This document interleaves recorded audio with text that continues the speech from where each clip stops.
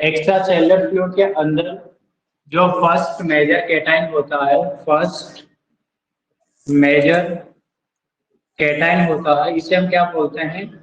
Sodium. क्या बोलेंगे? Sodium. Right. Sodium का हमने नॉर्मल वैल्यू क्या होती है? राइट। नॉर्मल से कम होता है तो क्या बोलते हैं? नॉर्मल से ज्यादा होता है तो क्या बोलते हैं? इसके साइन सिम्टम्स क्या है, कोज क्या है, मैनेजमेंट क्या है, देख लिया था। अब इसी एक्स्ट्रा सेलुलर फ्लूइड के अंदर second major major cation, first major cation तो क्या था? सोडियम। और सेकंड जो मेजर कैटाइन होता है उसको बोलते हैं Ca+2, यानी कि कैल्शियम। तो हम अब डिटेल में किसके बारे में देखेंगे? कैल्शियम के बारे में देखेंगे। सोडियम के बारे में हमने पहले देखा था कि सोडियम का जो नॉर्मल वैल्यू होता है वह कितना होता है एक्स्ट्रा सेलुलर फ्लूइड के अंदर? 135 से लेके 145 मिली इक्विवेलेंट पर लीटर होता है। अगर इस वैल्यू से कम होता है तो उसको हाइपोनेट्रीमिया बोलते हैं, अगर ज्यादा होता है इसको हाइपरनेट्रीमिया बोलते हैं। हमने हाइपोनेट्रीमिया के कारण भी पढ़ा कि क्यों होता है, हाइपरनेट्रीमिया के कारण भी पढ़ा क्यों होता है। हाइपोनेट्रीमिया का हमने साइनस सिम्टम्स से देखा तो हाइपरनेट्रीमिया का भी देखा। हाइपरनेट्रीमिया का हमने मैनेजमेंट भी देखा तो हाइपर नेट्रीमिया का मैनेजमेंट भी देखा। ठीक उसी प्रकार अब हम देखेंगे second major cation in extracellular fluid is called calcium. Right. क्या बोलेंगे? कैल्शियम। इंपॉर्टेंट है कैल्शियम। अगर इस कैल्शियम की बात करूं मैं, कैल्शियम का जो नॉर्मल वैल्यू होता है ये होता है 9 to 11 मिलीग्राम पर डेसीलीटर। कितना होता है? 9 to 11 मिलीग्राम पर डेसीलीटर। 9 से 11 मिलीग्राम पर डेसीलीटर नॉर्मल वैल्यू होती है एक्स्ट्रा सेलुलर फ्लूइड में कैल्शियम की, सीरम में कैल्शियम की। अगर आपसे पूछा जाए कि ब्लड में कैल्शियम की नॉर्मल वैल्यू क्या होती है तो आप लिखना 9 से 11 मिलीग्राम पर डेसीलीटर होता है। आपसे पूछा जाए कि नॉर्मल सीरम कैल्शियम लेवल कितना होता है तभी कितना लिखना है? 9 to 11 मिलीग्राम पर डेसीलीटर होता है। लेकिन कभी कभी ये मेजरिंग यूनिट में अलग आता है तो इसकी वैल्यू थोड़ी सी चेंज हो जाती है, क्योंकि इधर मिलीग्राम की जगह मिलीक्वलेंट पर लीटर आ सकता है, मिलीमोल पर डेसीलीटर आ सकता है, तो ये वैल्यू चेंज हो जाती है। कभी कभी एग्जामिनर क्या करता है कि क्वेश्चन को मॉडिफाई कर देता है, पूछा जाता है नॉर्मल कैल्शियम का वैल्यू कितना होगा, आप पीछे दे देगा मिली इक्विवेलेंट पर लीटर। तो याद रखना अगर मिली इक्विवेलेंट पर लीटर में आता है तो 4.5 से लेके 5 मिली इक्विवेलेंट पर लीटर होता है। ये भी नॉर्मल वैल्यू करेक्ट है। अगर मिलीग्राम पर डेसीलीटर में पूछे तो आप बोलना 9 से 11, 9 to 11 मिलीग्राम पर डेसीलीटर होता है। अगर मिली इक्विवेलेंट पर लीटर में पूछे तो लिखना 4.5 से लेके 5 मिली इक्विवेलेंट पर लीटर होती है। अगर आपसे मिली मोल पर डेसीलीटर में पूछे तो उसमें वैल्यू अलग आती है, तो उसकी भी देख लेते हैं। मिली मोल में आती है 2.25 से लेके 2.25 से लेके 2.75 2.75 मिली मोल पर लीटर। राइट। ये वैल्यू इसकी नॉर्मल है। याद रखना कई बार क्वेश्चन आता है कि serum normal serum calcium level कितना होता है, मिलीग्राम पर डेसीलीटर में कितना होगा? 9 to 11 मिलीग्राम पर डेसीलीटर होगा। मिली इक्विवेलेंट पर लीटर में कितना होगा? 4.525 मिली इक्विवेलेंट पर लीटर होगा। अगर आपसे पूछा जाए मिली मोल पर लीटर में कितना होगा तो लिखना 2.5 से लेके 2.75 मिली मोल पर लीटर होगा। ठीक है। ये आपको याद रखना है। कई बार यहाँ से क्वेश्चन आया है, वेरी इंपॉर्टेंट है, वेरी वेरी इंपॉर्टेंट है, कई बार क्वेश्चन आता है कैल्शियम में। हर बार एवरी नर्सिंग प्रत्येक नर्सिंग में होने वाले जितने भी एग्जाम होते हैं सब एग्जाम में कैल्शियम से एक क्वेश्चन हमेशा हमेशा आता है, चाहे नॉर्मल वैल्यू से आए, चाहे साइनस सिम्टम से आए, चाहे कोज से आए, चाहे मैनेजमेंट से आए। राइट। आता जरूर है, कंफर्म एक क्वेश्चन आता ही है। तो इस बात का आपको याद रखना है और इसी बात को ध्यान में क्या करनी है, एकदम रट लेना है या फिर याद रख लेना है। अब इधर देखो, आपसे पूछा गया है कि अगर, देखो इसको मैं दो पार्ट में डिवाइड कर दूं, देखो दो पार्ट में मैं इसको डिवाइड कर देता हूँ। अगर कैल्शियम का लेवल कितना हो जाए, लेस देन, ये लेस देन का साइन है बेटा, लेस देन कितना हो जाए 9 मिलीग्राम पर डेसीलीटर हो जाए, या फिर कितना हो जाए लेस देन 4.5 मिली इक्विवेलेंट पर लीटर हो जाए, या फिर लेस देन कितना हो जाए 2.5 मिली मोल पर लीटर हो जाए। समझो, समझो बात को कि अगर लेस देन 9 मिलीग्राम पर डेसीलीटर से कम कैल्शियम का लेवल हो गया है तो इसको बोलते हैं हाइपोकैल्सीमिया, बिकॉज ब्लड में या फिर एक्स्ट्रा सेलुलर फ्लूइड में कैल्शियम का लेवल क्या हो गया है, कम। क्योंकि एक्स्ट्रा सेलुलर फ्लूइड किसको बोला जाता है, ब्लड को, और इंटरस्टिशियल फ्लूइड को ही हम क्या बोलते हैं, एक्स्ट्रा सेलुलर फ्लूइड बोलते हैं। और इनके अंदर जो कैल्शियम का नॉर्मल वैल्यू है वो इतना होता है, अगर इस वैल्यू से कितना से 9 मिलीग्राम पर डेसीलीटर से, या 4.5 मिली इक्विवेलेंट पर लीटर से, या फिर 2.25 मिलीमोल पर लीटर से अगर कैल्शियम का लेवल डाउन चला जाता है तो इस कंडीशन को हाइपोकैल्सीमिया कहा जाता है। क्या बोलेंगे इस कंडीशन को, इसको बोलेंगे हाइपोकैल्सीमिया। क्या बोलेंगे, हाइपोकैल्सीमिया। क्या बोलेंगे इसको, हाइपोकैल्सीमिया। ये क्वेश्चन कई बार पूछा गया है, वैल्यू को ध्यान में रखना है, चाहे मिलीमोल पर लीटर में दे, या मिली इक्विवेलेंट पर लीटर में दे, या फिर मिलीग्राम पर डेसीलीटर में दे, आपको तीनों वैल्यू को ब्रेन के अंदर क्या रखना है, सेव रखना है। ठीक है, अगर मैं इसकी बात करूं कि जो हाइपोकैल्सीमिया है, हाइपोकैल्सीमिया भी लगा लो बेटा, हाइपोकैल्सीमिया अगर कितना हो जाए, इधर कैल्शियम का लेवल ग्रेटर देन 11 मिलीग्राम पर डेसीलीटर हो जाए, या फिर ग्रेटर देन 5 मिली इक्विवेलेंट पर लीटर हो जाए, या फिर ग्रेटर देन 2.75 मिली मोल पर लीटर हो जाए, तो इस कंडीशन को हम बोलते हैं hyper hyper calcaemia. Hyper calcaemia because blood में कैल्शियम का लेवल नॉर्मल अमाउंट से ज्यादा होता है तो हाइपर कैल्सीमिया बोलेंगे, अगर नॉर्मल अमाउंट से कम होता है तो हाइपोकैल्सीमिया बोलेंगे। ये वैल्यू आपको याद रखना है, राइट। अब इसी के आगे हाइपोकैल्सीमिया होने के कारण हम पढ़ेंगे, हाइपरकैल्सीमिया होने के क्या क्या कारण है वो भी हम पढ़ेंगे, हाइपोकैल्शियमिया के क्या साइन एंड सिम्टम्स है वो भी हम देखेंगे, हाइपरकैल्सीमिया के क्या साइन एंड सिम्टम्स है वो भी हम देखेंगे, हाइपरकैल्सीमिया का मैनेजमेंट क्या है उसके बारे में डिस्कस करेंगे, हाइपरकैल्सीमिया का मैनेजमेंट क्या है उसके बारे में हम डिस्कस करेंगे।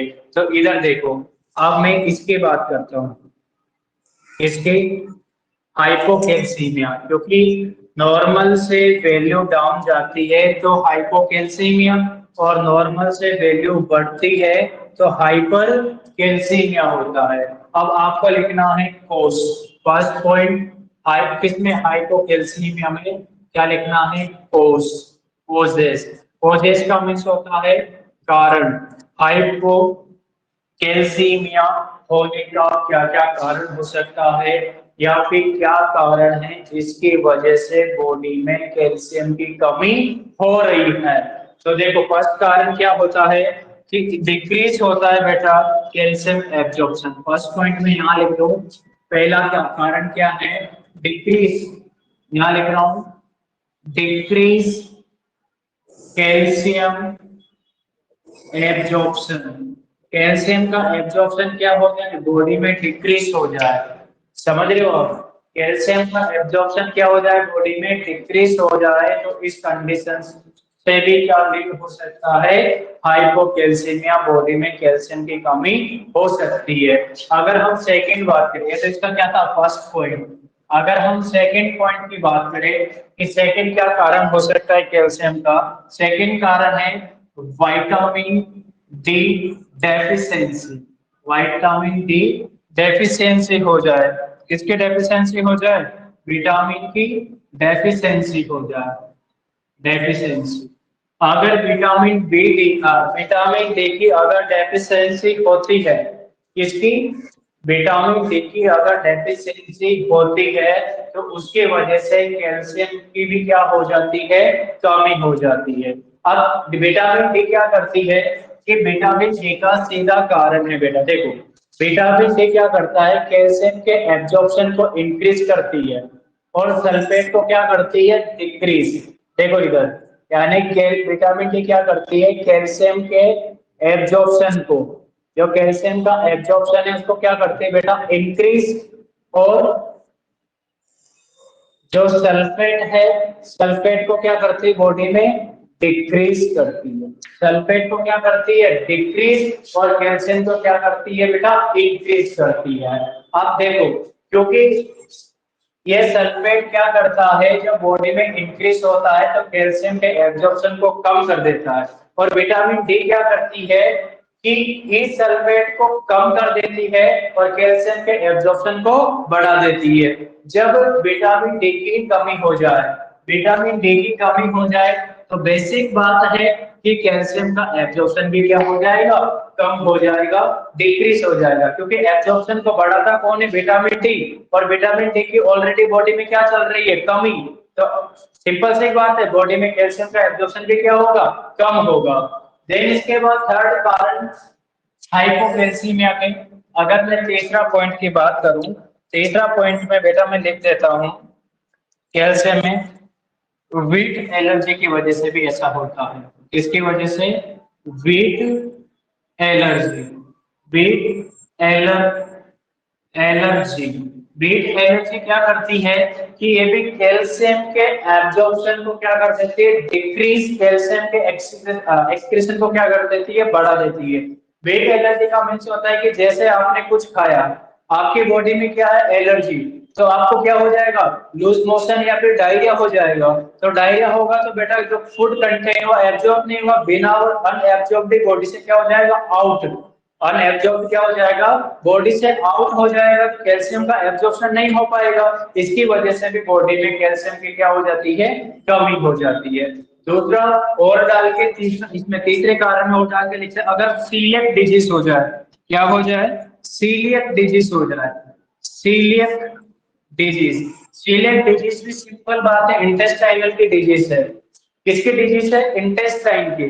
और इंटेस्टाइन में क्या होता है, एब्जॉर्प्शन। जब इंटेस्टाइन में ही डिजीज है, उसकी मोर्टेलिटी बढ़ी हुई है, तो एब्जॉर्प्शन होने की तो संभावना हो रही नहीं, क्योंकि बहुत कम होगा, कम होगा तो ज्यादा अमाउंट में क्या होगा, एक्सक्री आउट होगा बॉडी से कैल्शियम, तब भी क्या हो जाएगी, कैल्शियम की डेफिशिएंसी हो जाएगी। आपसे पूछा जा सकता है कि कौन सा कारण है बॉडी में कैल्शियम की कमी होने का, celiac disease, wheat allergy, vitamin D deficiency, ये तीनों क्या करती है, डिक्रीज कर देती है कैल्शियम के एब्जॉर्प्शन के। और भी कारण है जिसकी वजह से कैल्शियम का एब्जॉर्प्शन क्या होता है बेटा, कम हो जाता है।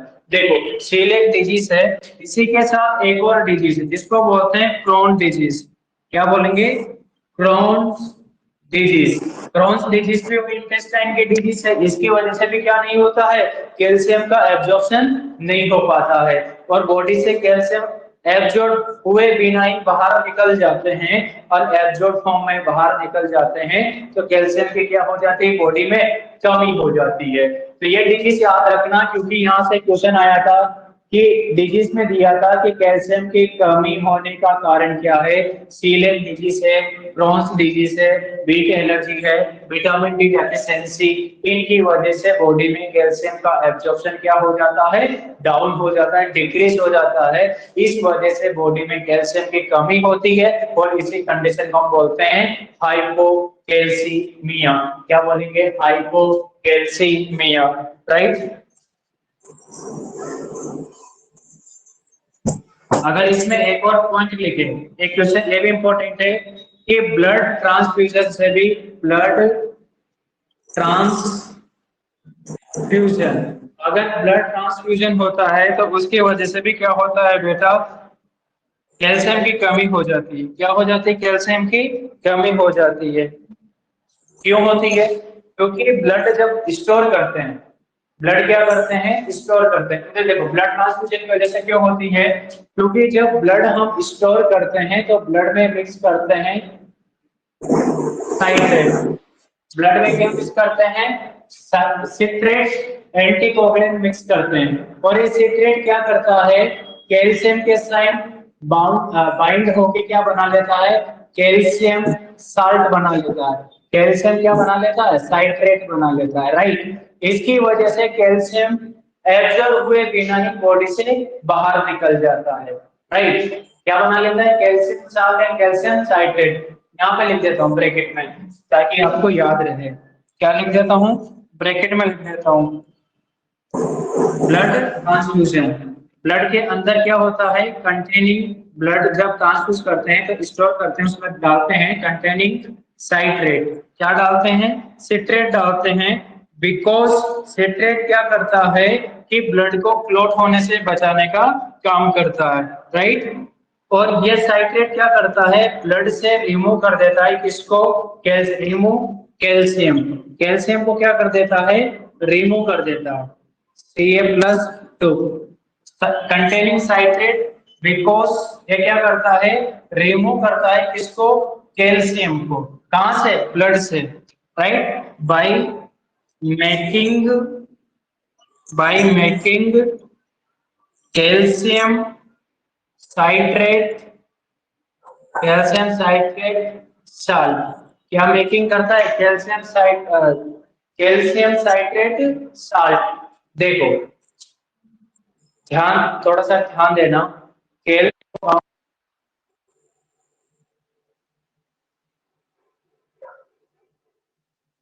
से जानते हैं, राइट। इसके नाम से, क्लॉटिंग फैक्टर के नाम से जानते हैं। और 4 नंबर का क्लॉटिंग फैक्टर होता है कैल्शियम। तो ब्लड को क्लॉट करवाने का काम करता है। तो ब्लड बैंक में ब्लड स्टोर करने के लिए हम सिट्रेट या साइट्रेट डालते हैं ताकि वो कैल्शियम के साथ बाइंड होके ब्लड को क्लॉट होने से बचा जा सके, ब्लड को क्लॉट होने से बचा